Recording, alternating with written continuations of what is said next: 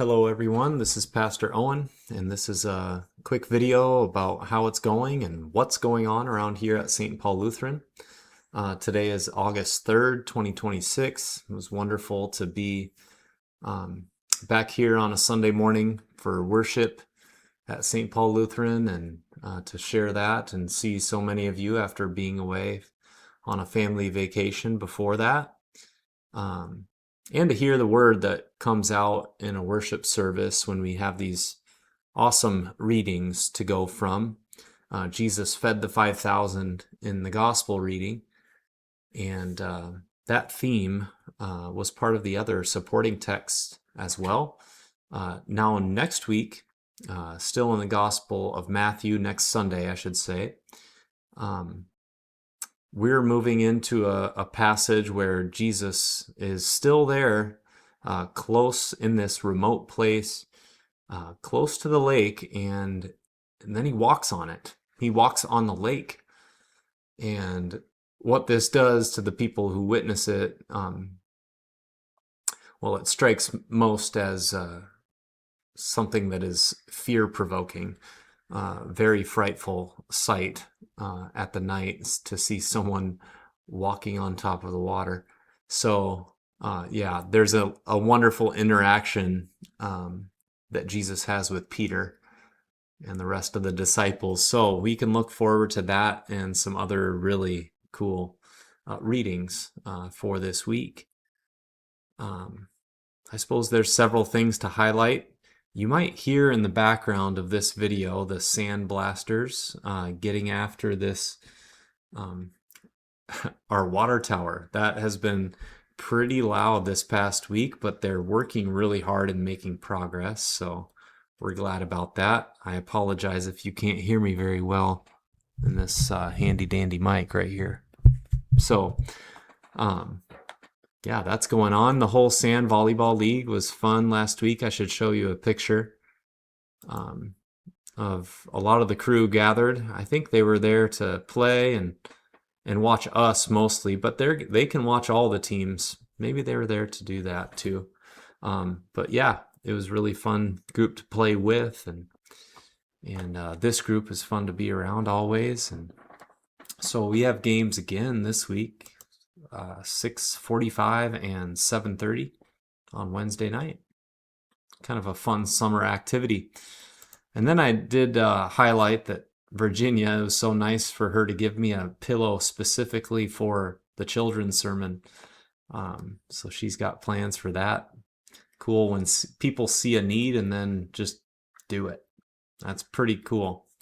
Speaking of seeing a need, this church in every congregation has a council or a board as such that sees to it that what needs to be done for the building, the grounds, and everything else in how this institution, this church operates, so these jobs can get done. So a lot of those jobs have been recorded by our council and then formatted lately by Brian to be deliverable, so people know what elders and deacons and presidents and vice presidents and trustees are up to and what responsibilities they have throughout the year.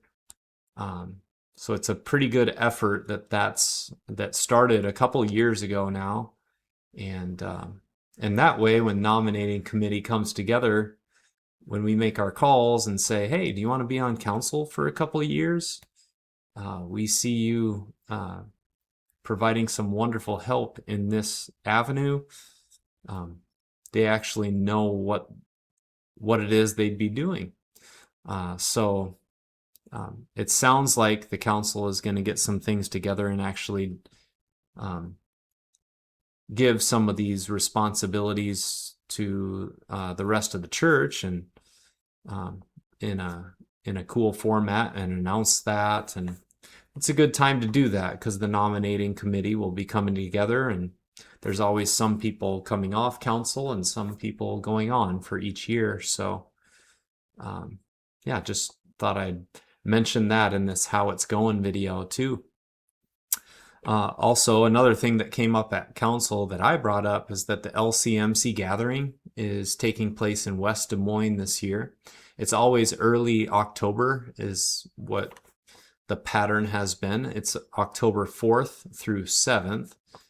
If you are interested in going and being one of our delegates that goes there, I've been to quite a few of them now, and they're really beneficial gatherings to be with people and other churches, other pastors certainly, and other members of LCMC churches that can get together and learn together and worship together, do Bible studies.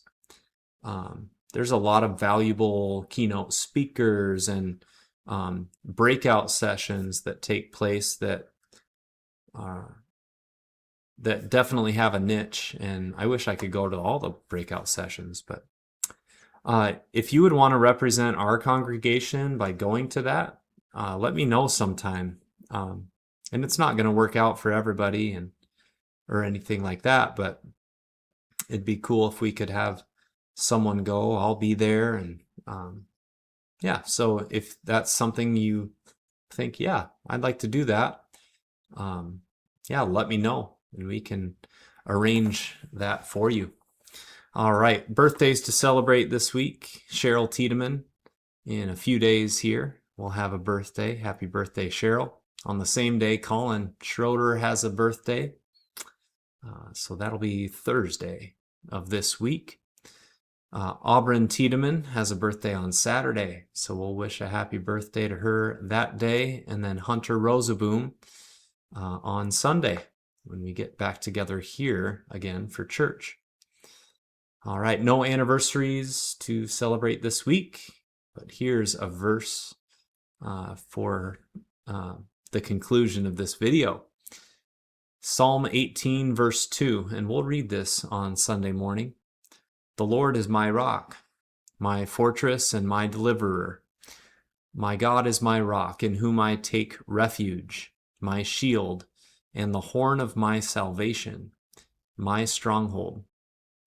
Now, the rest of this psalm is awesome too, but that one jumped out at me, and that's something that you can confess too. You've got the Lord as your Lord, and you can take refuge in Him. All right, He is your rock, and please remember that all week, and then call me when you don't think it's true, or you just can't imagine that God would be for you, because I've got a good word to share with you. All right.